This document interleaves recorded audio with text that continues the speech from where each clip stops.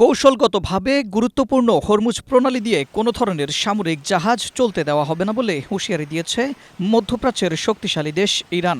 দেশটির ইসলামী বিপ্লবী guard IRGC স্পষ্ট করে বলেছে, এই জলপথ দিয়ে কোনো সামরিক জাহাজ পার হওয়ার চেষ্টা করলে তাদের চরম পরিণতির সম্মুখীন হতে হবে।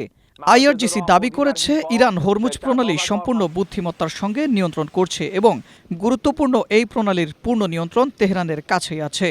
বর্তমানে নির্দিষ্ট কিছু শর্ত মেনে বেসামরিক জাহাজ চলাচলের অনুমতি দেওয়া হচ্ছে, তবে কোনো ধরনের সামরিক জাহাজ চলাচল করতে পারবে না।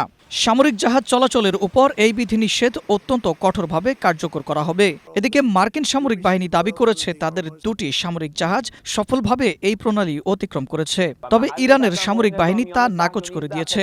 বিশ্বজুড়ে জ্বালানি তেল পরিবহনের প্রধান এই জলপথ নিয়ে দীর্ঘদিন ধরেই ইরান ও পশ্চিমা দেশগুলোর মধ্যে উত্তেজনা চলছে। সম্প্রতি এই অঞ্চলে চলমান ভূরাজনৈতিক অস্থিরতার প্রেক্ষিতে আইআরজিসির কঠোর অবস্থান আন্তর্জাতিক নৌবাণিজ্য ও আঞ্চলিক নিরাপত্তার ক্ষেত্রে নতুন উদ্বেগের সৃষ্টি করেছে।